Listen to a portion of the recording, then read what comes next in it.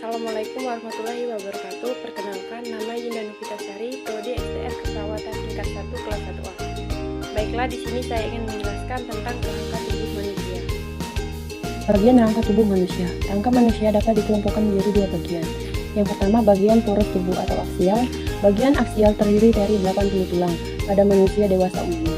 Bagian alat gerak epindikular terdiri dari 126 tulang pada manusia dewasa pada umumnya. Tulang disebut alat gerak pasif karena digerakkan oleh otot. Tulang dapat dibedakan menjadi dua jenis, yaitu tulang rawan, kartilago, dan tulang sejati atau osteot. Tulang tersusun atas osteoblast, sel tulang yang membentuk osteosit. Osteosit, sel-sel tulang dewasa. Osteoprogenitor merupakan sel khusus atau sel mula. Osteoklast merupakan sel yang berkembang dari monosit dan terdapat di sekitar permukaan tulang.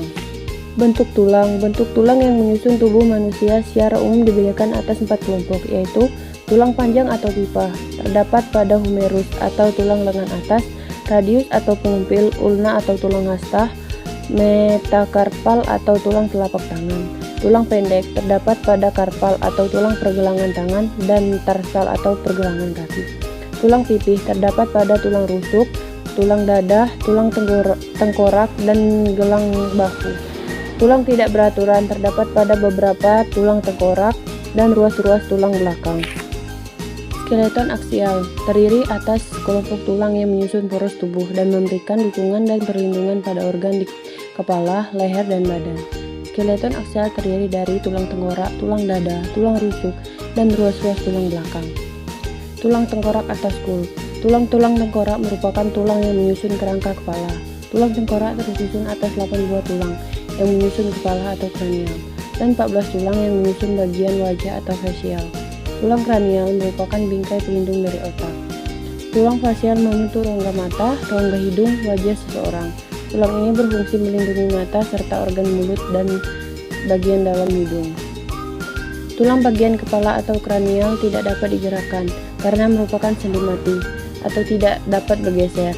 Pada bayi, tulang tengkorak belum bersatu sepenuhnya dan memiliki daerah lunak atau soft spot atau fontanella. Daerah lunak ini tersusun atas jaringan penghubung fibrosa.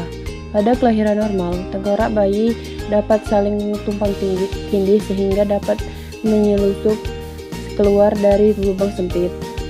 Seiring dengan pertumbuhannya, tengkorak bayi akan bersatu dan fontanella akan hilang perlahan seiring dengan mengerasnya jaringan penghubung fibrosa. Tulang belakang atau vertebrae. Tulang belakang disusun atas 33 tulang dengan bentuk tidak beraturan. 33 tulang tersebut terbagi atas 5 bagian, yaitu tulang leher, ruas tulang leher, vertebrae cervical, ruas tulang punggung, vertebrae thorax, ruas tulang pinggang, vertebrae lumbar, ruas tulang kelangkang atau sacrum, ruas tulang ekor atau coccyx. Tulang dada atau sternum. Tulang dada terletak di bagian dalam tubuh dan berjumlah 1 ruas tulang. Tulang dada terdiri atas bagian hulu, badan, dan taju pedang.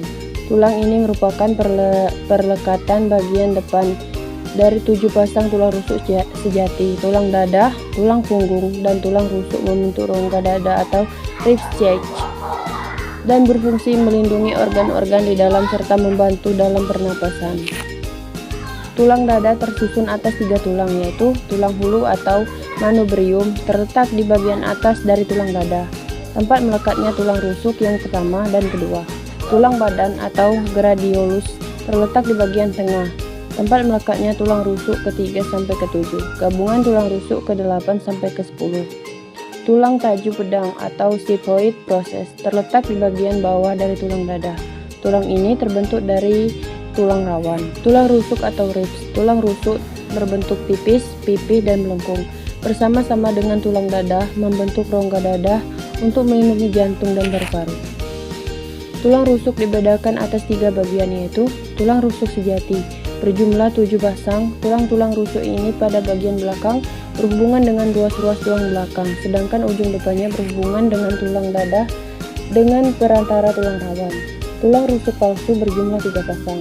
Tulang rusuk ini memiliki ukuran lebih pendek dibandingkan tulang rusuk sejati. Pada bagian belakang berhubungan dengan ruas-ruas tulang belakang, sedangkan ketiga ujung tulang bagian depan disatukan oleh tulang rawan yang melekatnya pada satu titik di tulang dada. Tulang rusuk melayang berjumlah 2 pasang. Tulang rusuk ini pada ujung belakang berhubungan dengan ruas-ruas tulang belakang, sedangkan ujung depannya bebas.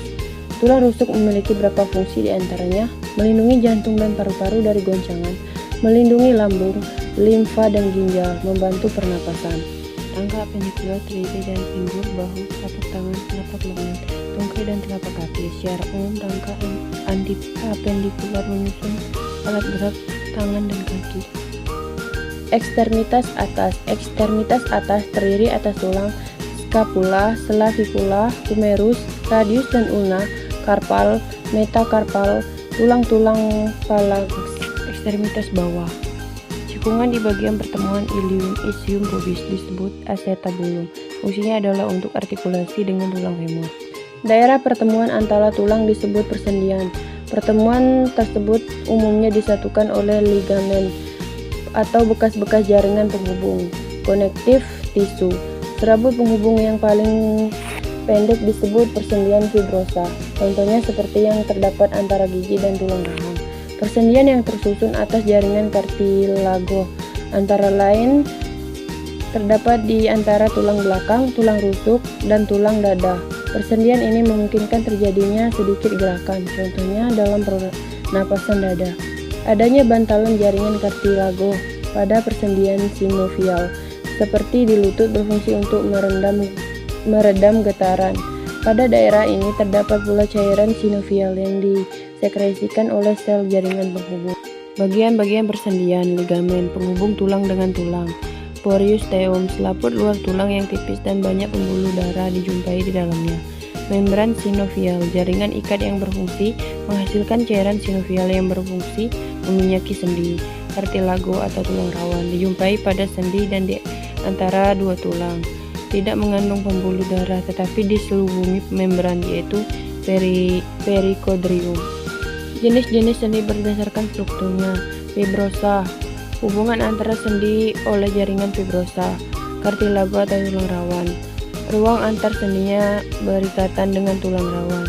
Sinovial atau synovial joint, ada ruang sendi dan ligamen untuk mempertahankan persendian.